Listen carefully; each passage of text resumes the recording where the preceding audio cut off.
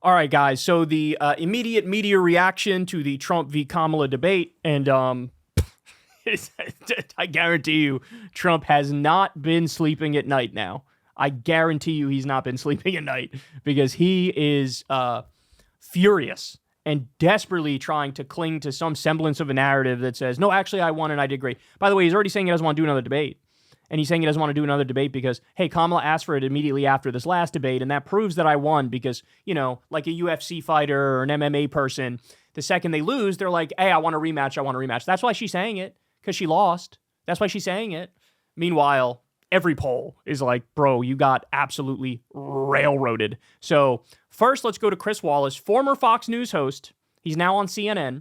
By the way, when he was at Fox News, everybody knows this. He was one of the relatively more moderate Republicans. He's more of a center-right guy. He's more of like a Mitt Romney conservative than he is a Trump Republican. So he still believes in the low taxes and the deregulation and the wars and all that stuff, but he's more, hey, don't try to steal the election, maybe? He's more one of those guys, but he comes out and he goes in. Here we go. Kamala Harris pitched a shutout. On almost every subject I can think of. She shut Trump down on abortion. She shut Trump down on January 6th and democracy. She shut him down on national security and turned to the former president and said, the military leaders who served with you think that you're a disgrace. And then, as Dana mentioned, very powerfully at the end made the point that she is the candidate of change. And we need to turn the page from a decade of division and polarization. On substance, I think she pitched a shutout, and I think she did on style as well. I mean, the image of the debate to me is she's there happy, smiling, expressive, shaking her head and dismay at things Trump was saying. And Trump looked angry, scowling. She was looking directly at the audience. He was looking at the moderators and arguing with them. And something else. And Donald Trump looked old tonight. The mirror image of the Biden debate. The mirror image of the Biden debate. Look, Trump was unhinged in that debate too, but relative to how Biden looked, everybody thought, oh, he's way more with it. He's way more together. So he largely got a pass.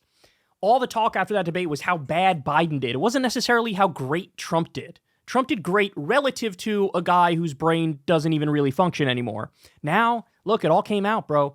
By the way, so Trump's saying he doesn't want to do another debate, but he also said on Fox News, if I do another debate, I don't want Brett Baer and Martha McCallum to be the moderators.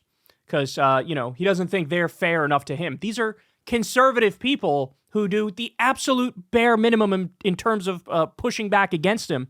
He goes, I want Sean Hannity and Jesse Waters. Oh, my God, this is so embarrassing. So they want to arrest the moderators of the last debate. They want to take away the license and shut down ABC, totally overturn the First Amendment, no more free speech, no more free press. And now he's saying, I don't want to do another debate. But if I do, I want Sean Hannity and Jesse Waters to moderate it so that we can stack the deck in my favor. By the way, in 2016, for people who would say, oh my God, but the moderators were like sort of tough on Trump. In 2016, there were many debates where they were too. And not only did he handle that competently, he flipped it and turned it into a positive for himself. Sparring with the moderators. Remember sparring with Megyn Kelly and saying to her, about women bleeding from certain places. And he said, I was only talking about Rosie O'Donnell.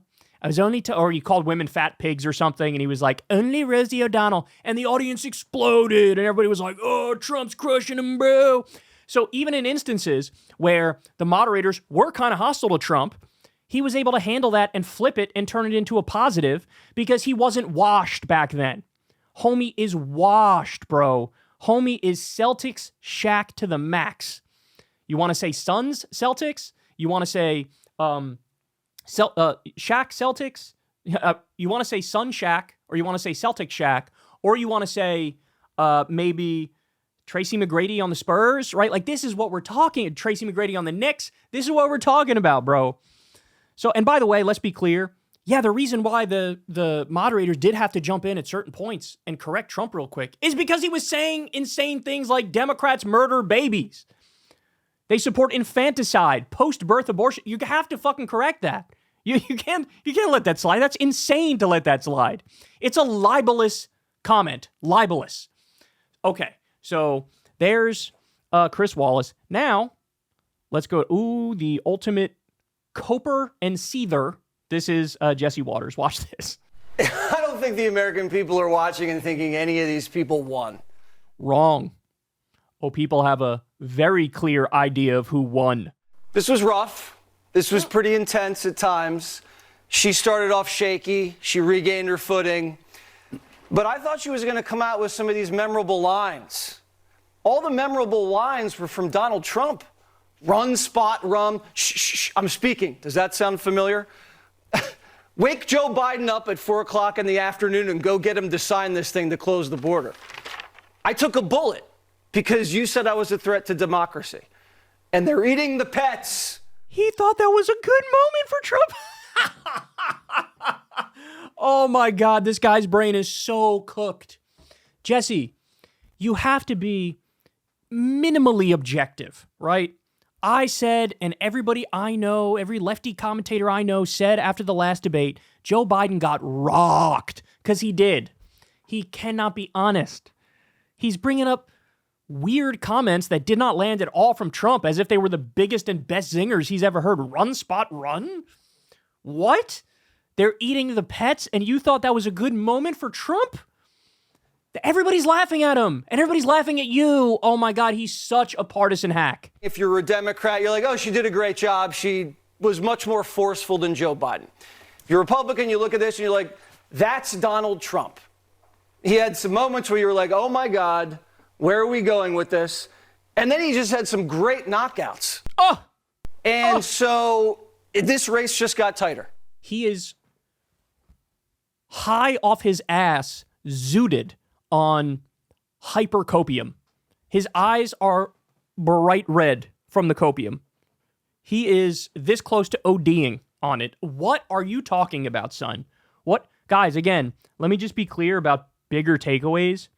You cannot trust a word any of these fucking people say. Because he knows he's not telling the truth. You understand that. It's like when, Tucker got caught behind the scenes saying, I hate Trump, I despise him, nothing positive came out of the Trump era, I can't wait to never talk about him again, I hate him with a passion. And then in front of the cameras, he was, oh yes, Trump is awesome, and maybe he did win this election. And these are liars. They are liars. They're not being honest with you. Being honest means, even in moments like this, where it's brutal for your side, calling a spade a spade. We all did that when Joe Biden got his ass whooped. They can't do it. He can't do it. He doesn't have it in him to be bare minimum honest. Either that or his brain is so far gone, he has the online brain worms so severely that he genuinely thought those incredibly cringe moments for Trump were fucking home runs. Oh my God, incredible. Incredible. But I still got more for you. So this is Brit Hume. Brit Hume is he's one of the more serious Fox News hosts who talks like this, and he's 512 years old, and he remembers back when Herbert Hoover was president, and he supports Herbert Hoover and right-wing stuff. So he's going to come out there, and he does not sugarcoat this. Make no mistake about it. Trump had a bad night. He rose to the bait repeatedly when she baited him, something I'm sure his advisors had begged him not to do. In the first debate when Biden attacked him, he just kept his cool and kept going. In this debate, he rose to debating, and we heard so many of the old grievances that we'd long thought that Trump had learned were not winners politically. Mm-hmm. And there they all were, talking about how he didn't lose the election and all that. I mean, my sense is that she came out of this in pretty good shape. Now, how long this will last and is anybody's guess. But for tonight, at least, this was pretty much her night. You're saying she had a good night? I'm saying she certainly did. Sean Hannity is in the Oh, I'm saying she certainly did. Well, thank you, Brit Hume. Thank you for hitting the bare minimum threshold of honesty, unlike Jesse Waters. So, again, you know how everybody knows he got routed? Look at the reaction from the right. The reaction from the right is arrest the moderators, shut down ABC. Basically, the only person who's out there still pretending like he won is Donald Trump. He's the only one. He's the only one. Him and that, whatever that was from Jesse Waters, that pseudo half foot in, half out, semi attempt at a pathetic defense, which imploded by the end of it. They got nothing, bro. They got nothing. So You got the snap polls immediately after and the focus groups, which look devastating for Trump. And you have, there's no way to spin this. This is exactly what happened after the last debate on CNN and MSNBC. One of the hosts was like, look, there's only so much spinning we can do. That's what one of them said. This is exactly where they're at now with Trump. And watch what happens from here. Because Trump is very likely, he's going to find a fall guy. He's going to find a scapegoat. He's going to say, hey, it's your fault this happened. Who will it be? I don't know. Will it be Tulsi Gabbard, who helped him with debate prep? Maybe. Will it be Chris LaCivita again, the guy who was the campaign manager and was just demoted a little bit? Maybe. Will it be somebody else who sort of helped in this process? Maybe. But what he does in situations like this, guys, is he takes the people who are giving him the best advice and he axes them. He pushes them to the side. He falls back to who's the most sycophantic. Who's going to kiss my ass and coddle my ball sack the most? That's who I want close to me now, and that's who I'm going to listen to. So very likely that's like Laura Loomer, that psychopath, Corey Lewandowski, that criminal. The people who kiss his ass the most are going to be the ones who he starts listening to more now, which virtually guarantees he's going to handle it from here on out in the worst imaginable way.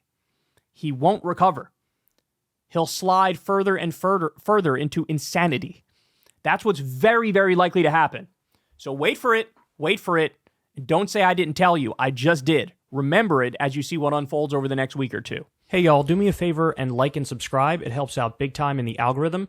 Click the bell as well for notifications when videos drop. And watch that video on screen right now. You know you want to.